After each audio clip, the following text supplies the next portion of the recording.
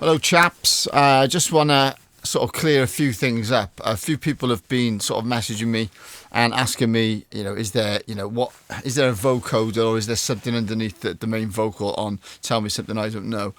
There's nothing on it bar just a little bit of reverb and a little bit of delay. The delay is the reverb's what is the reverb? It's a T-verb by Eventide, which is the same reverb that David Bowie used on Heroes. So I tried to get that kind of effect on it. And it's going to a Valhalla delay.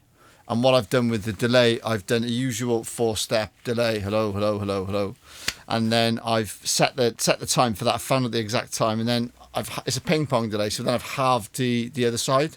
So what you're getting is this kind of sweeping sound. So the voice here, and then another part of the other follow voice will go that way. Also, with the 303, that's what I used, a Roland 303 for the acid part. That's the bit that sounds a little bit like a helicopter. Now, what I've done with that is quite a clever effect. I've used I've used the 303 and I've set up a bus with a Leslie, like from like the 80s and the 70s. For people who don't know what a Leslie is, it's like a big box and it spins everything. It's got a speaker inside it which oscillates or spins, and you can change how fast it oscillates and so yeah, I use that with a wah, and I put the same effect with a delay on that. But more importantly, what I've done is I've flipped the phase,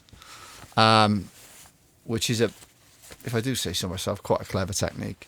And it gives you that real sort of weird sort of like 3D sort of sound. The caveat being is that if you run it through an AI program, which everyone's doing these days, to check the mix, one of them being MixCheck Studio. I put everything through MixCheck Studio. It doesn't do anything to the sound. AI just looks at your mix and goes, I could do better in the lows or maybe the highs. I'm pretty good, so so my mixes are always really balanced. I've been doing it a long time. But what MixCheck Studio deduced was that he said, there's phase issues, and yet there are phase. You will get phase issues if you use that technique, but it is an out phase. The computer just can't quite work that out yet. AI does have its limits, believe it or not. But yeah, I mean, they're the kind of techniques that I'm using for that. You can hear the way it's built. The whole track was written with literally two keys, D and C, and that was it. I was just using an Equisonics, is it? I've forgotten the name of the synth now. It's the new. It's the one. I think it's the one that Gary Newman used, and it's the new Arturia software. I've just recently upgraded to Arturia V Collection 10. If any of you haven't got it, get it. It's the absolute bollocks. And yeah, and also another, the main reason I'm getting such a clean vocal sound is this room is amazing. It's not perfect, but it's as good as I can get it. What you're seeing here, just to give you sort of an insight into what the studio is and how it's been designed. These things aren't the sound treatment. This is just diffusion. So when you see people with this on their wall, it's a total waste of time you sticking it up. The main treatment is GIK, which is as good as you're going to get, and that's why it looks a little bit like a Doctor Who bloody set in you. But it's an amazing room. It really does. I mean, in effect, it's just a huge vocal booth, and it's just really, really dry. You can't hear any. There's no reflections in you, and the ones that there are negative. Some people, don't like to be in a fully dry room, they like to have reflections. Me, I love it because I'm, for me, it gets the vocals really crisp. It's really dry, and then I can process them afterwards. And the microphone I'm using is it's a Telefunken TF47. These things are the Sontronics mics. I use these for acoustic guitar. They're constantly set up in mid-side configuration. Obviously, that's a ribbon, so it's in figure of 8 polar pattern. So that's constantly firing that way. And I've got this another smaller Sontronics, which is picking up the middle, and I use that for guitars. But for the vocals, it's this really, really nice Telefunken mic. Now, microphones are weird. They might not, just because they're expensive, and this one is. It doesn't necessarily mean that you can buy an expensive mic and it's going to be amazing, because I've done that before. I've spent loads of money on microphones and just found out that they're not really for my voice. So what you're going to find with microphones is that it's going to be suited to your voice, like a 251 Telefunken, or they do a I think they do a 47, the 251. I can't think of the other one they did. I knew because this is based on a U47. It's a lot cheaper. I've covered this in other videos before, but I just thought while I'm here, I'll say it. But that's then going into all this 500 series, Rack Neve, You could see that on other things as well. So it's just really showing you how I've left no stone unturned with how I record vocals going in. So I mean this vocal chain is just seriously heavyweight. I mean, it's probably in the region of about $5,000, to get a vocal chain this pristine. But I needed that. I needed that kind of quality for what I'm doing. So yeah, I mean, that's it with regards to the effects. So people are asking me, if I'm using vocoders and all that. No, I'm not. I'm just using really, really good vocal print, which is coming from this, and then because it's so pristine, I'm able to process it the way I want to with compression and some delay and reverb effects. The other thing is on the record, it's got Daniela.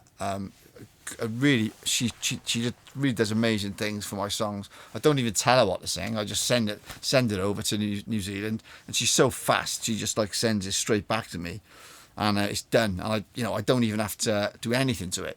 I put that through a Valhalla vintage verb, her vocals. She does 2 sets of vocals, one left, one right, and I pan them left, right. That's the correct way to do to record harmonies. Record 2 at exactly the same, 2 takes, and then split them left and split them right, and you get that big effect. So yeah, that's how I'm getting the sound on that. I'm rambling on a little bit, but yeah, the effects I'm using really, really simple. And on my mixes, even though that sounds massive, I'm hardly using any plugins on it. I'm using SSL for the drums, and I'm using I use Toontrack Easy Drummer 3. So there's Toontrack Easy Drummer 3. That's the dry drum, and on the third half when it comes in, that's the full room, and that's going through T-Rax, the Farmstone Studios. If ever anyone hasn't got that, just get it. It's absolutely amazing.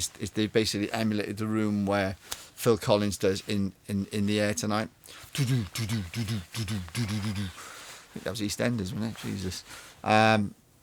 So yeah, that's the kind of only sort of things I'm using at room emulations, and a little bit of reverb, compression. Obviously, that's my main thing. Devious Machines. If you haven't got that, it's a multi-band compressor. The X6. That's colossal. That's it really, and I don't use any. If you looked at my bus, my master bus, and if you looked at all my bus tracks, and if you looked at any of my individual tracks, there's loads of automation going on. That was about 80 odd tracks. I think there's about 30 tracks of automation. You can see it. It's like the faders are going up and down, but that's how I've treated the dynamics. I've just done it all with automation. I think people these days, especially beginners who are just getting into this, they're just so reliant on software and plugins, and you've got to be aware really of the quality of the recording going in, because if that's shit, there's nothing you can do with it.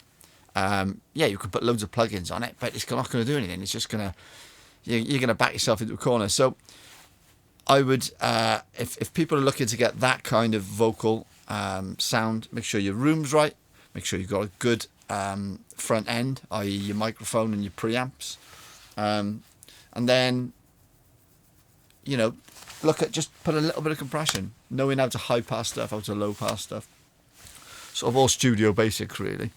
So yeah, thanks, as I said, for listening. The song's going to be taken down soon because I have to. I've got a record deal with Jam Music London, and a publishing deal with them, and you know they won't be too happy if I'm sticking stuff up there which hasn't even been marketed or anything like that. So yeah, they probably won't be happy, but so I've got to take it down, and I sort of get it.